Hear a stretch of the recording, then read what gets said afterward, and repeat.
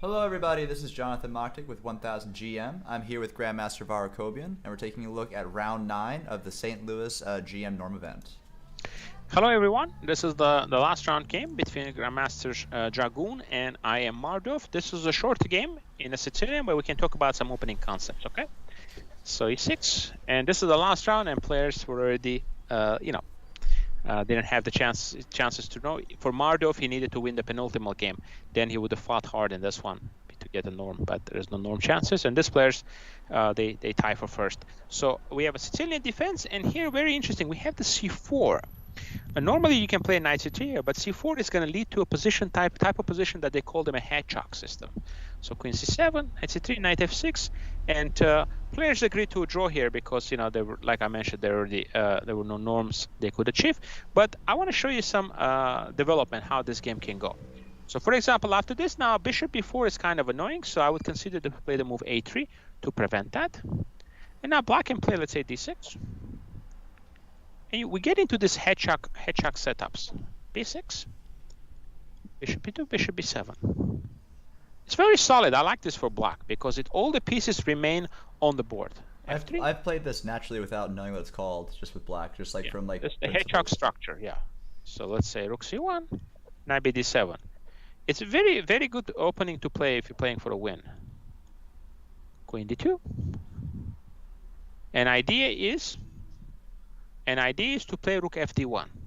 Okay, so rook fe8, rook fd1, and here you can play rook aca. So this is your typical setup. So both players get their pieces into the game, and now they're developed. And from here on, it becomes a very interesting strategical battle. White at some point wants to advance here, but you have to be careful. When you play b4, then you're going to leave your c4 pawn hanging. So there's some 95 ideas. So this is fun. yeah, so it's a little, it's a very long term positional play here. So they go sometimes queen b8, and another the two breaks that you always have to look for here for black is to have at the right moment to play b5 or d5. Okay, I have a question, if that's okay. b5 would be hard to play here because it's covered here, but d5 is something you will try to prepare, and oftentimes you see d5 is happening.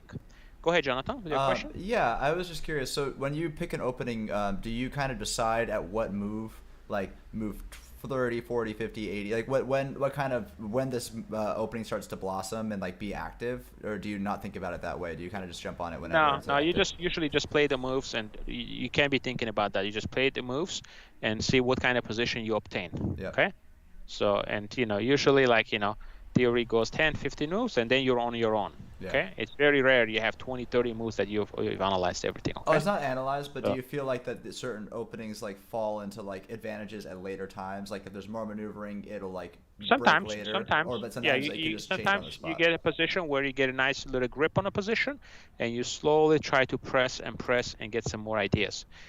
You definitely have those openings as well, Awesome. where it takes you to build up. Like in this one here, white is a little bit better here, but again, you have to do a lot of like maneuvering stuff like this. Knight goes here. Let's say you play knight a4. It's a lot of back and forth, Bishop a8. Maybe you get this like computer type of setups, Then he wants to put a knight on b3, so you just pressing, but it's like but you always have to keep an eye on the d5 and b5 break. Okay, so this is very, very important. Okay, so again, this is the hedgehog system, guys, and this is some of the ideas here. Sometimes you see the bishop coming to c7, and just that way you play d5 and you have some diagonal ideas. So here he can put a bishop here and to put some pressure here.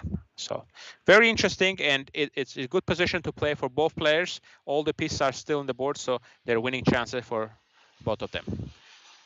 Hope you guys enjoyed this game, and we'll be back with more videos for you. See you soon.